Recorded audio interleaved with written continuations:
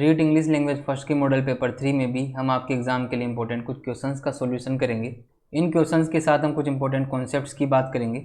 अगर आपने model paper 1 और 2 का सॉल्यूशन नहीं देखा तो आप डिस्क्रिप्शन बॉक्स में दिए गए लिंक से देख सकते हैं। तो स्टार्ट करते हैं आज का paper. Which of the following sentences has the correct structure of question. इनमें से किस ऑप्शन का इंटरोगेटिव फॉर्म सही है। तो सबसे पहले हम ऑप्शंस को एलिमिनेट करने की कोशिश करते हैं। तो ऑप्शन सी देखते हैं। डज ही नोज, डज के साथ नोज का यूज हो रहा है जो गलत होगा, क्योंकि प्रेजेंट इंडेफिनेट के इंटरोगेटिव सेंटेंसेस में सिंगुलर सब्जेक्ट के साथ डज हेल्पिंग वर्ब का यूज होता है, लेकिन वर्ब की फर्स्ट फॉर्म आती है। तो वर्ब की फर्स्ट फॉर्म में यहाँ पर एस नहीं आएगा, सिर्फ वर्ब की फर्स्ट फॉर्म आएगी। तो ऑप्शन सी तो हम एलिमिनेट कर सकते हैं। अब हम ऑप्शन ए और ऑप्शन बी को कंपेयर करते हैं। डू यू नो, यहाँ तक दोनों सेंटेंस बिल्कुल सेम है। तो अगर हम बात करें डू यू नो के बाद अगर मैं यहाँ पर किसी का नाम लिखूँ, जैसे डू यू नो राहुल, तो दोनों सेंटेंस सही हो जाते। डू यू नो राहुल का मतलब निकलता क्या तुम राहुल को जानते हो। तो यहाँ पर दोनों सेंटेंस में राहुल की जगह पर कुछ ग्रुप ऑफ वर्ड्स लिखे हुए हैं। ए ऑप्शन की बात करें तो वेयर इज सी गोइंग, और ऑप्शन बी की बात करें तो वेयर सी इज गोइंग। तो दोनों में से कौन सा सही होगा। तो इस तरीके से नाउन की जगह पर लिखे गए ग्रुप ऑफ वर्ड्स को हम बोलते हैं नाउन क्लोज, क्योंकि ये ग्रुप ऑफ वर्ड्स एक नाउन का ही यहाँ पर काम करेंगे। और नाउन क्लोज में सब्जेक्ट के पहले हेल्पिंग वर्ब का यूज नहीं होता, सब्जेक्ट के बाद यूज होता है। तो इस तरीके से हम ऑप्शन ए और ऑप्शन डी दोनों को एलिमिनेट कर सकते हैं, क्योंकि ऑप्शन डी में भी सब्जेक्ट के पहले हेल्पिंग वर्ब का यूज हो रहा है। तो इस क्वेश्चन का आंसर होगा ऑप्शन बी। इस सेंटेंस का हिंदी में मतलब निकलेगा क्या तुम जानते हो वह कहाँ जा रही है। तो इस सेंटेंस में हम क्वेश्चन पूछ रहे हैं कि क्या तुम जानते हो वह कहाँ जा रही है, तो एक नाउन क्लोज का काम करेगा, क्योंकि ये क्वेश्चन नहीं होगा। लेकिन अगर हम सिंपल ये क्वेश्चन पूछना चाहें कि वह कहाँ जा रही है, तो ये होगा वेयर इज सी गोइंग। तो इस तरीके के क्वेश्चंस आपके एग्जाम में पूछे जा सकते हैं जिसमें नाउन क्लोज का यूज होगा। तो इस तरीके के सेंटेंस अगर सबसे पहले हेल्पिंग वर्ब या WH वर्ड से स्टार्ट हो रहे हैं, तो बाद में जो भी पार्ट होगा जिसमें WH वर्ड का यूज होगा वो क्वेश्चन का फॉर्मेट नहीं बनाएगा, उसमें हेल्पिंग वर्ब सब्जेक्ट के बाद ही आएगा। अब क्वेश्चन नंबर 2 देखते हैं। The passive voice form of the sentence shall I ever forget those happy days will be. तो सबसे पहले देखते हैं सेंटेंस का ऑब्जेक्ट क्या है, those happy days.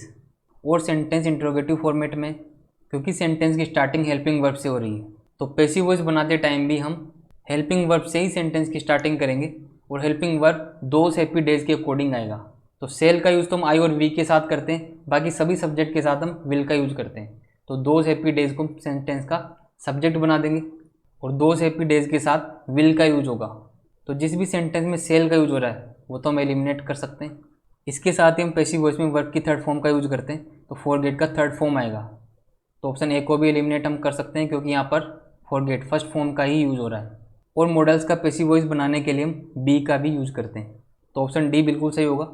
Will those happy days be ever forgotten by me. Be का use हमेशा वर्ब के साथ करना है, और वर्ब के पहले एवर का यूज हो रहा है, तो इसलिए हमने एवर को वर्ब के साथ ही रखा है। अब क्वेश्चन नंबर 3 देखते हैं। Change the sentence into indirect speech. Sentence है he said how lovely the scene is.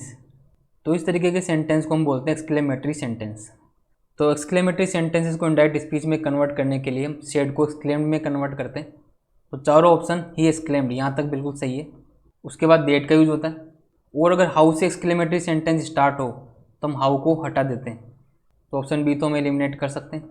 उसके बाद हम सब्जेक्ट का यूज करते हैं द सीन। तो बचे हुए तीनों ऑप्शंस में द सीन भी सेम है। उसके बाद हम रिपोर्टिंग वर्ब का टेंस देखते हैं। तो रिपोर्टिंग वर्ब का टेंस पास्ट टेंस है, तो रिपोर्टेड स्पीच का टेंस भी चेंज होगा, तो इसको हम वोज में कन्वर्ट करेंगे। तो ऑप्शन ए को भी हम एलिमिनेट कर सकते हैं, क्योंकि यहाँ पर इज का यूज हो रहा है। उसके बाद हम हाउ के लिए वेरी का यूज करते हैं। तो he exclaimed that the scene was very lovely. ये सेंटेंस बिल्कुल सही होगा, क्योंकि ऑप्शन डी में बीइंग का यूज हो रहा है। यहाँ पर वर्ब की कोई कंटिन्यूस फॉर्म नहीं है, इसलिए बीइंग का यूज नहीं होगा, तो ऑप्शन डी भी एलिमिनेट होगा। तो फोर्थ क्वेश्चन देखते हैं। The passive voice form of the sentence what amused you will be. तो अम्यूज का मतलब होता है मनोरंजन करना या आनंदित करना। तुम्हें किसने आनंदित किया। तो जो भी इस क्वेश्चन का आंसर होगा वो सेंटेंस का सब्जेक्ट होगा, और इस तरीके के सेंटेंस का पैसिव वॉइस बनाने के लिए हम बाई वॉट से सेंटेंस की स्टार्टिंग करते हैं। इसके बाद यहाँ पर अम्यूज का सेकंड फॉर्म दिया हुआ है। तो सेकंड फॉर्म मतलब पास्ट इंडेफिनेट टेंस, और पास्ट इंडेफिनेट टेंस का पैसिव वॉइस बनाने के लिए हम वॉज वर्ब प्लस वर्ब की थर्ड फॉर्म का यूज करते हैं। तो जहाँ भी वॉज वर्ब का यूज नहीं हो रहा उसको ऑप्शन को हम एलिमिनेट कर सकते हैं। तो ऑप्शन ए, ऑप्शन बी और ऑप्शन डी एलिमिनेट हो जाएगा। तो आंसर होगा ऑप्शन सी। अब नेक्स्ट क्वेश्चन देखते हैं। विच of the following sentences has the correct structure of question. तो यहाँ पर हम हु और होम की बात करते हैं। हु से पूछे गए क्वेश्चन का आंसर सेंटेंस का सब्जेक्ट होता है और होम से पूछे गए क्वेश्चन का आंसर सेंटेंस का ऑब्जेक्ट होता है। तो ऐसे सेंटेंस जो हु से स्टार्ट होते हैं और जिनका आंसर सेंटेंस का सब्जेक्ट होता है उनके लिए हम हु के बाद डायरेक्ट वर्ब का यूज़ करते हैं, हेल्पिंग वर्ब प्लस वर्ब का यूज नहीं होता। तो ऑप्शन ए को हम एलिमिनेट कर सकते हैं। और अगर ऑप्शन सी की बात करें तो ये होम से स्टार्ट हो रहा है, होम किल द स्नेक, तो स्नेक तो सेंटेंस का ऑब्जेक्ट होगा और होम से पूछा गया क्वेश्चन भी ऑब्जेक्ट का आंसर करता है, तो यहाँ पर होम नहीं आएगा, हु आ सकता है, तो ऑप्शन सी भी एलिमिनेट होगा। तो आंसर तो होगा option B, who kill the snake. इसका मतलब निकलेगा सांप को किसने मारा।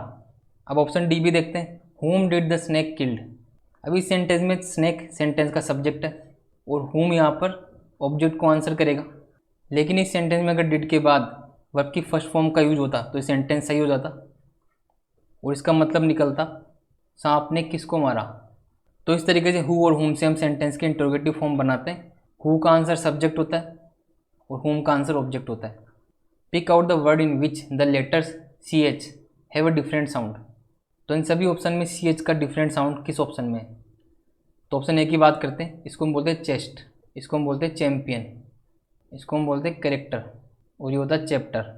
तो ऑप्शन ए, बी और डी में सी एच से च का साउंड आ रहा है, लेकिन ऑप्शन सी में सी एच से क का साउंड आ रहा है, कैरेक्टर, तो डिफरेंट साउंड होगा option C. The correct transcription of the word teacher is. तो टीचर का करेक्ट फोनेटिक ट्रांसक्रिप्शन क्या होगा। तो टीचर का प्रोनाउंसिएशन होता है टीचर, यहाँ पर रे साइलेंट रहता है, तो इसमें रे का साउंड नहीं आएगा और रे के लिए हम आर सिंबल का यूज करते हैं। तो जिस भी ऑप्शन में आर का यूज हो रहा है उसको तो हम एलिमिनेट कर सकते हैं, तो ऑप्शन ए और ऑप्शन डी हम एलिमिनेट कर देंगे। इसके बाद हम देखते हैं टीचर में स्टार्टिंग साउंड टे का आ रहा है और टे के लिए हम टी का यूज करते हैं, थीटा का यूज तो हम थे के लिए करते हैं, तो ऑप्शन सी भी एलिमिनेट होगा। तो इसका आंसर तो होगा ऑप्शन बी। अब नेक्स्ट क्वेश्चन देखते हैं, the principle of selection is based on the assumption that. Principle of selection किस अजम्पशन पर बेस्ड होता है। अजम्पशन होता है कल्पना। तो प्रिंसिपल ऑफ सिलेक्शन में हम स्टूडेंट के लेवल के अकॉर्डिंग स्टडी मटेरियल को सिलेक्ट करते हैं। तो प्रिंसिपल ऑफ सिलेक्शन इस अजम्पशन पर बेस्ड होता है कि हम दिए गए टाइम और लिमिट्स के अंदर पूरी लैंग्वेज किसी स्टूडेंट को नहीं पढ़ा सकते, तो इसलिए टीचिंग मटेरियल्स और टॉपिक्स का सिलेक्शन बहुत सावधानी से करना होता है। तो इसका अजम्पशन होता है it is not possible to teach the whole language within the prescribed time period and the other constraints. Answer होगा option B, bilingual method supports. Bilingual method किसको सपोर्ट करता है। तो बाइलिंगुअल मेथड में teacher mother tongue का use करता है, तो बाइलिंगुअल मेथड टीचिंग में यूज ऑफ मदर टंग को सपोर्ट करता है, तो आंसर होगा इसका option D. The method of teaching in which the teacher tries to establish a link between the foreign language word and the object without the interference of the learner's mother tongue is called. ऐसा कौन सा teaching method है जिसके अंदर teacher एक link establish करता है किसी फॉरेन लैंग्वेज वर्ड और दिए गए ऑब्जेक्ट के अंदर बिना मदर टंग का यूज किए हुए। तो इसका आंसर होगा ऑप्शन ए, डायरेक्ट मेथड, क्योंकि डायरेक्ट मेथड में मदर टंग का यूज नहीं होता और जो भी चीज़ समझानी होती है स्टूडेंट को टारगेट लैंग्वेज में ही समझाई जाती है। अब नेक्स्ट क्वेश्चन देखते हैं, journey from example to generalisation is. तो ऐसी कौन सी अप्रोच है जिसमें पहले एग्जाम्पल बताया जाता है उसके बाद जनरलाइजेशन या कोई फॉर्मूला बताया जाता है। तो इस अप्रोच को हम बोलते हैं इंडक्टिव अप्रोच। जैसे अगर किसी स्टूडेंट को नाउन पढ़ाना हो तो सबसे पहले नाउन्स के एग्जाम्पल बताएंगे, जैसे राम, स्कूल, इस तरीके से। उसके बाद हम बताते हैं कि किसी भी नाम को हम नाउन कहते हैं। A test of listening comprehension is a test of. Listening comprehension किसका टेस्ट होता है। तो लैंग्वेज की 4 स्किल होती है, हमने देखा LSRW, लिसनिंग, स्पीकिंग, रीडिंग और राइटिंग। तो लिसनिंग कॉम्प्रिहेंशन में हम रिसेप्टिव स्किल्स का टेस्ट करते हैं, तो इसका आंसर होगा ऑप्शन ए। हियरिंग स्किल में तो सिंपल सुनने की शक्ति का हम पता लगाते हैं, जो मेडिकल कंडीशन है। इसका आंसर होगा option A, receptive skill. Holistic evaluation of the learner is done by. Student का होलिस्टिक इवेल्यूशन किया जाता है, तो होलिस्टिक इवेल्यूशन या कंप्लीट मूल्यांकन के लिए हम यूज करते हैं CCE, continuous and comprehensive evaluation, सतत एवं व्यापक मूल्यांकन। आंसर होगा option A. The most important feature of an effective language classroom is opportunity for learners to. तो इफेक्टिव लैंग्वेज क्लासरूम का मेन फीचर या इंपॉर्टेंट फीचर क्या होता है। तो लैंग्वेज क्लासरूम की मेन प्रायोरिटी या फिर मेन इंपॉर्टेंट फीचर होता है स्टूडेंट इंटरेक्ट करना सीख पाए। इंटरेक्ट मतलब एक दूसरे से वार्तालाप करना, एक दूसरे से चर्चा करना। तो इफेक्टिव लैंग्वेज क्लासरूम का इंपॉर्टेंट फीचर होता है to interact. The right to education act 2009 specifies that if the number of children admitted for first class to 5th class is about 200 then the pupil teacher ratio required is. अगर first class से fifth class तक एक class में अगर 200 से ज़्यादा student हैं तो राइट टू एजुकेशन एक्ट के अकॉर्डिंग एक क्लास में स्टूडेंट और टीचर का रेशियो क्या होना चाहिए। तो स्टूडेंट और टीचर का अनुपात बताना है। पपिल का मतलब भी स्टूडेंट ही होता है, तो इसका आंसर होगा ऑप्शन बी 40:1। 40 स्टूडेंट्स पर एक टीचर का रेशियो होना चाहिए। तो एक क्लासरूम में 40 स्टूडेंट से ज़्यादा नहीं हो सकते। In which method sandwich technique is used. कौन से मेथड में सैंडविच टेक्निक का यूज़ किया जाता है। तो सैंडविच टेक्निक का यूज़ हम बाइलिंगुअल मेथड में करते हैं। आंसर होगा ऑप्शन डी, क्योंकि बाइलिंगुअल मेथड में सबसे पहले टीचर टारगेट लैंग्वेज का यूज़ करता है, उसके बाद मदर टंग का यूज़ करता है, उसके बाद स्टूडेंट्स टारगेट लैंग्वेज का यूज़ करते हैं। तो इसमें एक सैंडविच फॉर्मेशन होता है, टारगेट लैंग्वेज, मदर टंग और टारगेट लैंग्वेज, इसलिए हम इसको बोलते हैं sandwich approach. In direct method grammar is taught. Direct method में ग्रामर किस अप्रोच से पढ़ाई जाती है। डायरेक्ट मेथड में हम इंडक्टिव अप्रोच का यूज़ करते हैं, तो डायरेक्ट मेथड में ग्रामर इंडक्टिवली पढ़ाई जाती है। इसमें सबसे पहले एग्जाम्पल की बात करते हैं, उसके बाद जनरल फॉर्मूला की हम बात करते हैं। In the process of teaching language a teacher should teach. किसी लैंग्वेज को पढ़ाने की प्रोसेस में टीचर को पढ़ाना चाहिए। तो ऑप्शंस देखते हैं। इन आइसोलेशन, आइसोलेशन का मतलब होता है सेपरेट, मतलब किसी सब्जेक्ट या फिर टॉपिक को इस तरीके से पढ़ाना कि चीज़ें कनेक्ट नहीं हो, सब अलग अलग रहे। तो ये अप्रोच तो गलत होगी, क्योंकि इफेक्टिव टीचिंग के अंदर जो भी हमने पढ़ाया या जो पढ़ा वो सब कनेक्ट हो जाना चाहिए। तो आइसोलेशन तो आंसर नहीं होगा, ऑप्शन ए एलिमिनेट कर सकते हैं। ऑप्शन बी देखते हैं, थ्रो इमिटेशन, नकल करके पढ़ाना। तो टीचर को नकल करके तो नहीं पढ़ाना चाहिए, तो ऑप्शन बी भी हम एलिमिनेट करेंगे। ऑप्शन सी देखते हैं, इन एन एम्बिगुअस वे, एक अस्पष्ट तरीके से पढ़ाना। एम्बिगुअस का मतलब होता है अस्पष्ट, जिसमें स्टूडेंट्स को कुछ समझ में नहीं आए। तो ऑप्शन सी भी एलिमिनेट होगा। तो आंसर होगा option D, by giving instructions, निर्देश दे देकर पढ़ाना। The teaching principles are most probably considered being finished with. Teaching principles generally कहाँ पर ख़त्म हो जाते हैं, या फिर लास्ट स्टेप क्या होता है। तो टीचिंग प्रिंसिपल्स का लास्ट स्टेप होता है टेस्टिंग, जिसमें हम स्टूडेंट्स का इवैल्यूएशन करते हैं। लेकिन अगर एक क्वेश्चन में प्रिंसिपल की जगह पर प्रोसेस होता तो इसका आंसर हो जाता प्रेजेंटेशन, क्योंकि टीचिंग प्रोसेस तो प्रेजेंटेशन तक खत्म हो जाती है। क्योंकि टीचर सिलेक्शन करेगा, ग्रेडेशन करेगा, उसके बाद प्रेजेंटेशन करेगा, उसके बाद टीचिंग का काम खत्म, उसके बाद इवैल्यूएशन का काम स्टार्ट होता है। तो टीचिंग प्रिंसिपल्स तो टेस्टिंग पर खत्म होते हैं और टीचिंग प्रोसेस प्रेजेंटेशन पर खत्म हो जाती है। तो दोनों आपको ध्यान रखना है। Which skills make the oral language, कौन सी स्किल्स ओरल लैंग्वेज बनाती है। तो ओरल का मतलब होता है मौखिक, तो मौखिक अगर होगा तो स्पीकिंग तो आएगा ही आएगा। तो जिस भी ऑप्शन में स्पीकिंग नहीं है उसको तो हम एलिमिनेट कर सकते हैं, तो ऑप्शन ए तो एलिमिनेट होगा। उसके बाद अगर ओरल लैंग्वेज की बात करें तो इसमें स्पीकिंग और लिसनिंग इन्वॉल्व होते हैं, तो इसका आंसर होगा listening and speaking, option B. Reading इसलिए नहीं होगा क्योंकि रीडिंग तो साइलेंट रीडिंग भी करी जा सकती है। अब हम पैसेज के क्वेश्चन सोल्व करते हैं। तो पैसेज में से वोकेब और ग्रामर के ही क्वेश्चन होते हैं जनरली, तो हम डायरेक्ट क्वेश्चन पर चलते हैं। The police then beat up Nana by severely, the verb beat up is in. तो बीट अप का टेंस कौन सा होगा वो बताना है। तो बीट अप का मतलब होता है पीटना, और बीट की फर्स्ट फॉर्म और सेकंड फॉर्म दोनों सेम होती है। तो यहाँ से हम देखकर ये नहीं बता सकते कि प्रेजेंट इंडेफिनेट है या पास्ट इंडेफिनेट, तो इसके लिए एक बार वापस पैसेज पर चलते हैं। तो पैसेज को देखने का पता लग रहा है कि एक पास्ट की स्टोरी है जिसमें वर्ब की सेकंड फॉर्म का यूज हो रहा है, क्योंकि पास्ट में किसी भी इंसिडेंट को बताने के लिए हम वर्ब की सेकंड फॉर्म का यूज करते हैं। तो यहाँ पर भी बीट अप का टेंस क्या होगा, simple past. She reached her teacher and cut the rope with one stroke of sickle, the verb cut is in.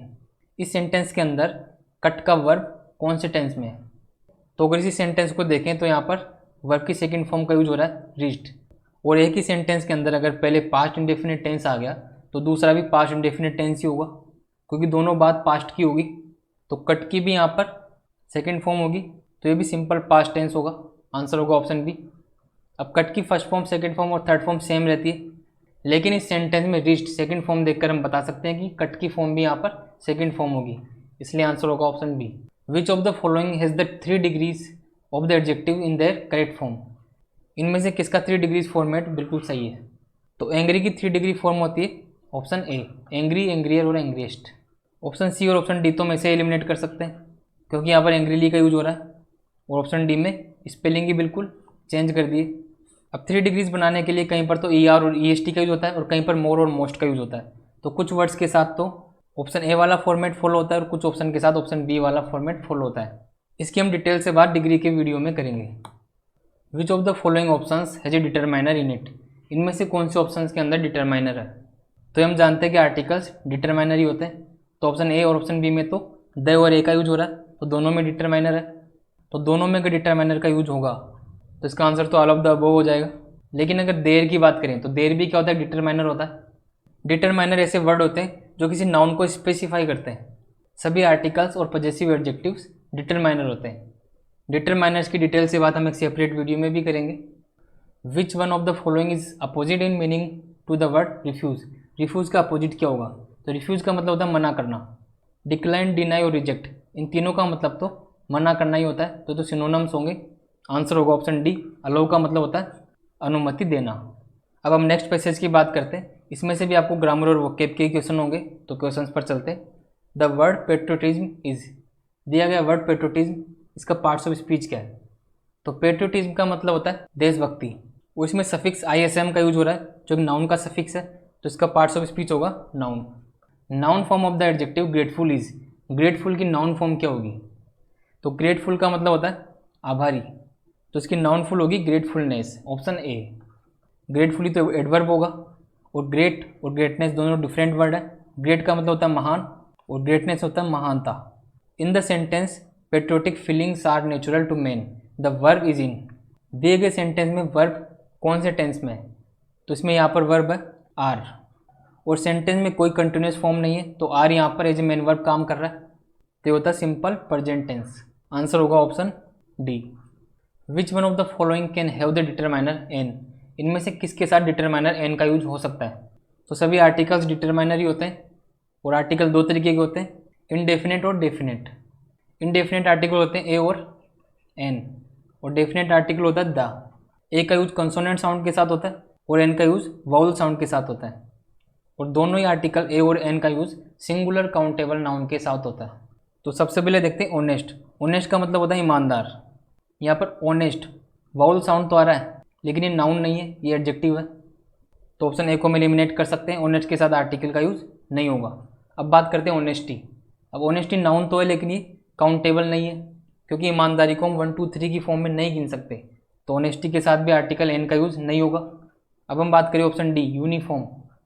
Uniform singular भी है और काउंटेबल भी है, लेकिन यहाँ पर वाउल साउंड नहीं आ रहा, इसका प्रोनाउंसिएशन होता है यूनिफॉर्म, और ये के लिए हम ए का यूज करते हैं, ना कि एन का, तो ऑप्शन डी एलिमिनेट होगा। तो आंसर होगा ऑप्शन सी ऑनेस्ट स्टूडेंट। तो अगर किसी नाउन के साथ किसी एडजेक्टिव का यूज होता है, तो आर्टिकल का यूज हम एडजेक्टिव के अकॉर्डिंग करते हैं।